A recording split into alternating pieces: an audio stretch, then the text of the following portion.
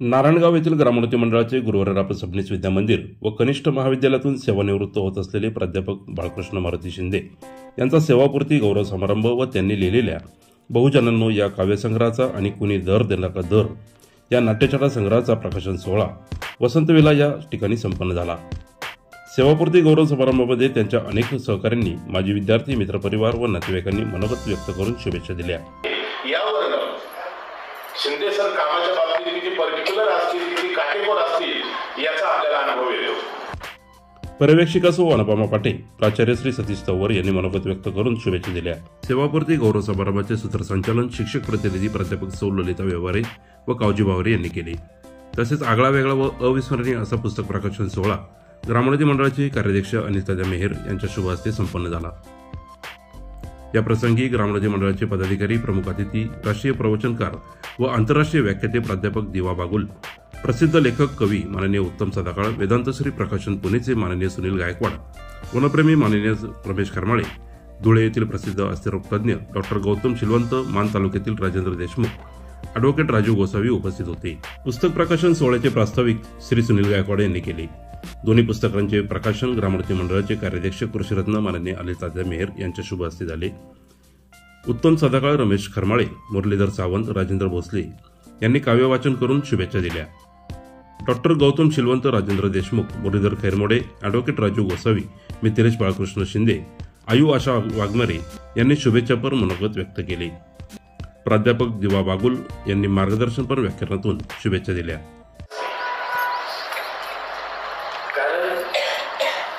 प्रस्तावनेतल्या पहिल्याच 4 वाक्यामध्ये मी ते सांगितलेलं आहे की कविता केव्हा जन्माला येते। छत्रपती शिवाजी महाराजांच्या पासून तर अगदी अहिल्याबाई होळकर पर्यंत, अगदी बुद्धापासून अहिल्याबाई होळकर पर्यंत 12-13 महामानवांच्या विचाराचा हा एकंदरीत समुच्चय असल्यामुळे हा कशा पद्धतीने करावा फार मोठी। अध्यक्षीय भाषणातून कृष्णदत्त, अनिता मेहर यांनी सर्वांना मार्गदर्शन केले व शिंदे सरांना शुभेच्छा दिल्या। आज या 2 पुस्तकाचं प्रकाशन करण्याकरता मला संधी आपण सगळ्यांनी दिली, त्याबद्दल या पुस्तकाचं प्रकाशन आपण सगळ्यांनी केलं। त्याचं बहुजनांचं काव्यसंग्रह असं एक पुस्तक आहे आणि या पुस्तकाचं प्रकाशन आपल्या सगळ्यांच्या उपस्थितीत या ठिकाणी झालेलं आहे। त्याचप्रमाणे कोणी दर देता का दर ही नाट्यछटा संग्रह सुद्धा या ठिकाणी प्रकाशित झाला, त्याबद्दलही सरांना मी याबाबतीत धन्यवाद देतो। ही जन्मभूमी शिवजन्मभूमी म्हणून जुन्नर तालुक्याचा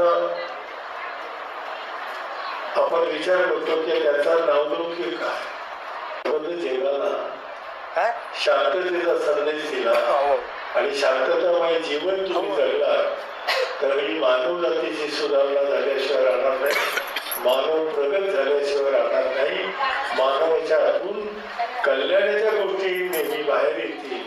हा गौतम बुद्धांनी दिलेला संदेश खरं या पुस्तकाची प्रेरणा असतात।